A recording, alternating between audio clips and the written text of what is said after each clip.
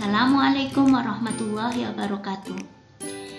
Kembali bersama saya Mardia dalam pelajaran karya ilmiah bersama channel YouTube-nya Maksa Surba MTS Surya Buana Malang. Dalam pelajaran kali ini saya akan menjelaskan tentang praktikum analisa sosial, lanjutan dari materi sebelumnya.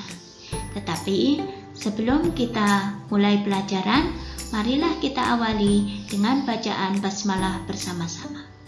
A'udzu billahi minasyaitonir rajim. Bismillahirrahmanirrahim.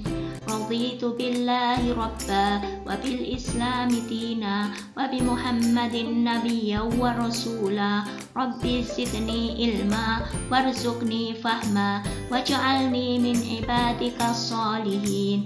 Amin. Nah, mari kita penuh semangat walaupun kita belajar melalui program daring jarak jauh, tetapi hati kita tetap sambung. Tetap bersemangat, bermotivasi tinggi untuk berprestasi melalui program karya ilmiah. Adapun tujuan pembelajaran kita adalah tetap mengacu pada surat Al-Alaq ayat 1, yaitu Iqra, bacalah. Yang kita baca adalah ayatnya Allah yang tercipta dan yang tertulis. Dalam kaitan karya ilmiah kali ini adalah kita mempelajari ayat Allah yang tercipta, yaitu ayat kauniyah melalui program penelitian.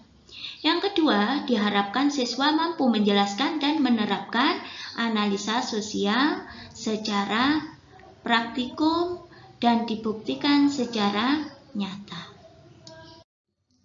Bagaimana kita membuat analisa secara sosial melalui praktikum?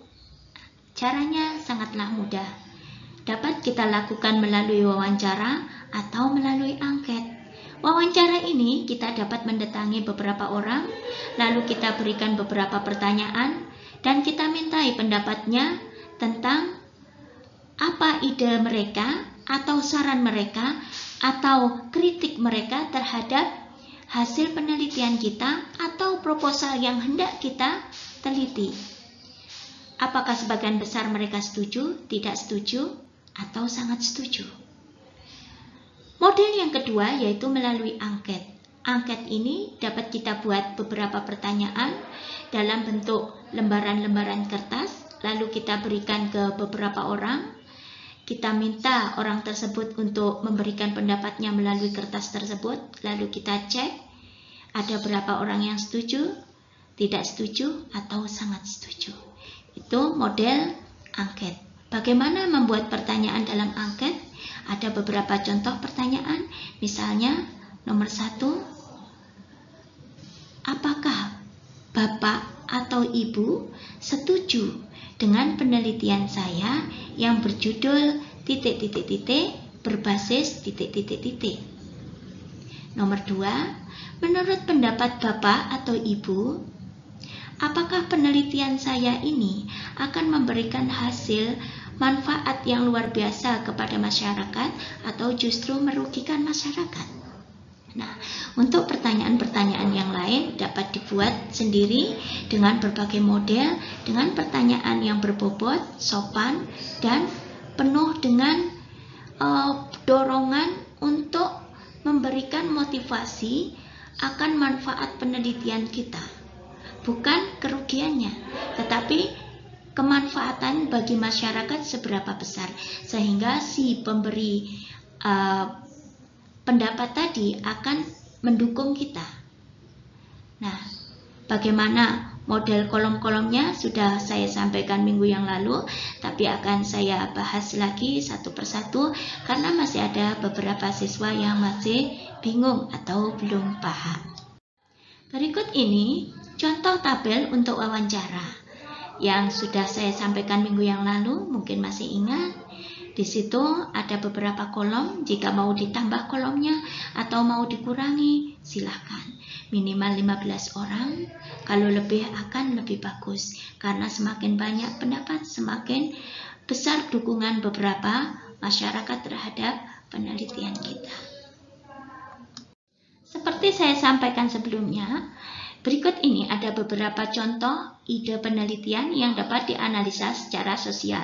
Tetapi jika siswa dapat membuat lebih banyak dan lebih lengkap, akan lebih bagus. Semakin bervariasi penelitian, maka semakin luas manfaat yang dapat kita berikan kepada. Berikut ini adalah keterangan dari tabel yang sudah saya buat sebelumnya. Nomor urut yaitu NU minimal 15 orang, boleh lebih, nama hanya inisial saja, umur orang tersebut yang diwawancarai dimasukkan, kemudian pendidikan terakhir orang tersebut, profesinya apa kita masukkan untuk semakin menguatkan pendapat beliau.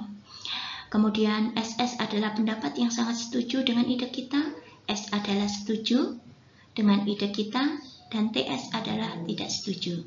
Tetapi jika nanti ada tambahan kolom yang lain yang berisi dengan pendapat atau keterangan ditambah dengan kritik dan saran, itu akan lebih bagus dan boleh ditambah lagi. Setelah kita wawancarai, misalnya tadi saya ambil minimal 15 orang, maka yang sangat setuju ada berapa orang diisikan pada titik-titik tersebut, kemudian hasilnya dibagi 15 karena maksimal 15. Nanti kalau maksimal 100 ya dibagi 100, maksimal 30 bagi 30, maksimal 20 bagi 20. Lalu dikalikan 100%. Untuk yang S perlakuan sama. Ada berapa orang bagi 15 kali 100%.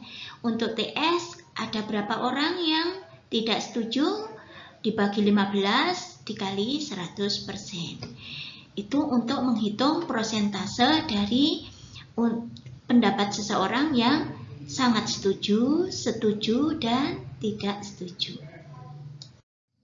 Nah, demikian tadi beberapa contoh dan keterangan mengenai praktek analisa sosial menurut pendapat beberapa orang.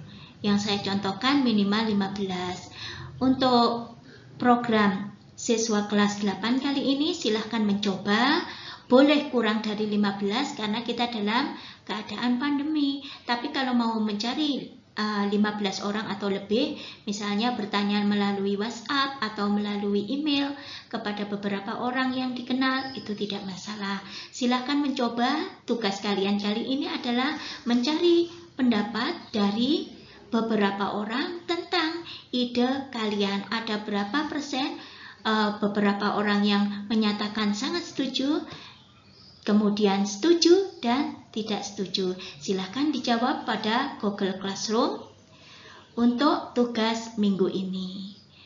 Pertemuan kali ini saya rasa cukup. Alhamdulillahirrabbilalamin. Jika masih ada pertanyaan, silahkan bertanya melalui Google Classroom. Terima kasih. Wabillahi taufiq wal hidayah. Sampai jumpa di hari berikutnya. Wassalamualaikum warahmatullahi wabarakatuh.